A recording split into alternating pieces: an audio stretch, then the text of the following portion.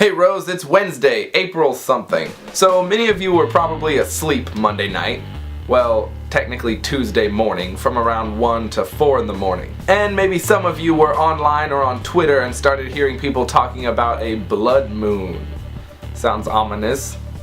Even still, there were probably some of you night owls like myself who actually happened to notice something odd about the moon itself. So let's find out what a blood moon is and what actually was going on here. So early Tuesday morning, during the wee hours of midnight to about 5 a.m. Central Standard Time, our little moon passed through the shadow that the Earth casts behind it from the sun, or as we like to call this event, a lunar eclipse. I stayed up with my camera and got some pretty cool shots.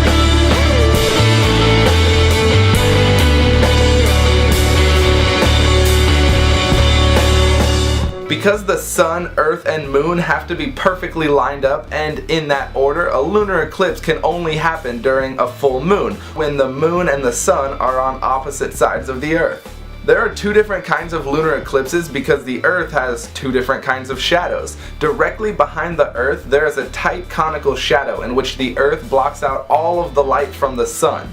This is called the umbra. Surrounding the umbra, there is a larger area in which the earth only blocks out part of the light from the sun. This is called the penumbra. As the moon passes through the wider penumbra, we call this a partial lunar eclipse, as the moon only slightly dims but still receives direct light from the sun. Less often, the moon actually passes perfectly through the umbra, the area completely blocked out from the sun. This is called a total lunar eclipse, and it's what we experienced Tuesday morning, and what created the bright red blood moon that we saw. But hold on, if the moon is being completely blocked away from the sun by the earth, then why is it red? Shouldn't it be completely dark and therefore unseeable by us? Well, it would if it were not for the Earth's atmosphere. The Earth's atmosphere can do some really weird things to light. Let's take a look at an example of something a little bit more familiar. In the evening, when the sun is about to set, what do we see? A sunset. This happens because light is no longer traveling a short distance through the atmosphere. During the day, light takes a really short path through the air, and so what we see is the light that is most easily scattered. Blue, which is why the sky looks blue. But right before the sun goes down, the light is actually traveling long ways through the atmosphere to get to us, and by the time the light reaches us, a lot of the short, easily scatterable wavelengths like blue and green have already been scattered, leaving just behind the red and orange wavelengths that we see in a sunset.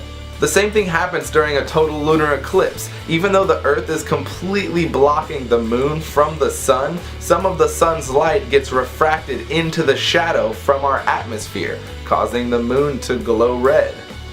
The blood moon. I don't know why it has to be called blood. There's lots of red things. Could we call it like the barn moon? Baboon's butt moon? Maybe blood moon works better.